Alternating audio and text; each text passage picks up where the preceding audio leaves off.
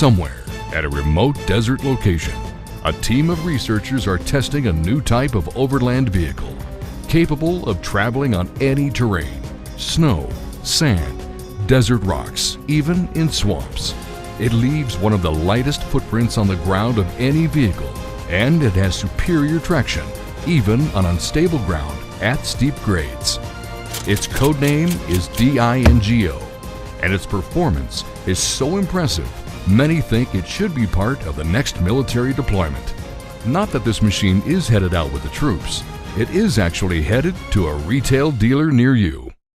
The Dingo is best described as a personal-sized half-track, built on a snowmobile chassis, but with major modifications that make it suitable for year-round use.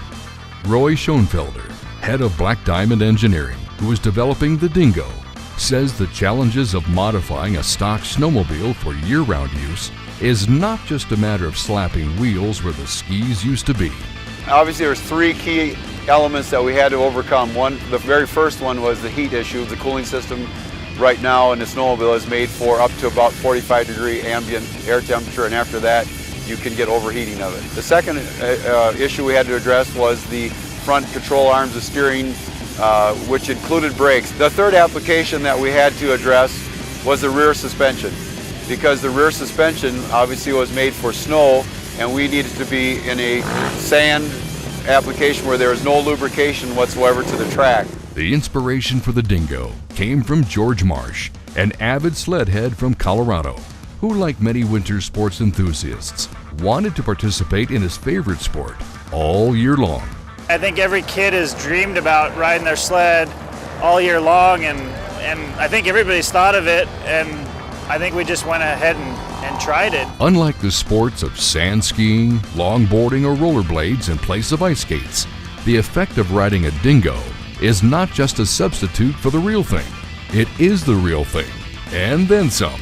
The very first one I rode, I said, wow. It had the acceleration, it had the stability, and it had the fun factor that you have to have on a recreational vehicle. When you ride it through the whoops for a few miles, all of a sudden you feel like you're on like a trophy truck. You know, it's just all these things are bouncing around, and it's really smooth, and there was no other machine that I had ridden that was doing the same thing. I mean, it was absolutely amazing. The balance of a snowmobile, the way that a snowmobile handles, the way it reacts to your body weight and your body positioning and stuff. It's a real user-friendly ride once a guy gets used to it. Center of gravity is much, much lower, and the machines just handle very, very nicely. Retailers like Dave Lorette of Advanced RV are anxious for the Dingo to fill a void in the recreational market. I've had people for many, many years tell me that, you know, they can either afford an ATV or they can afford a snowmobile, but they can't afford both. In this case, a guy will be able to own one of these vehicles and use it year-round, and he doesn't have to afford a snowmobile and an ATV. He'll have both in one. So I see a very, very large audience for this product. The Dingo is about halfway through the testing phase before it comes to market. It will be available as a conversion kit for a select number of snowmobiles from Arctic Cat, Polaris, and Yamaha. They will also be available as a turnkey unit, pre-converted at the Black Diamond factory. Look for it in retail dealerships in the spring of 2010. From the Trailhead, I'm Steve O'Neill.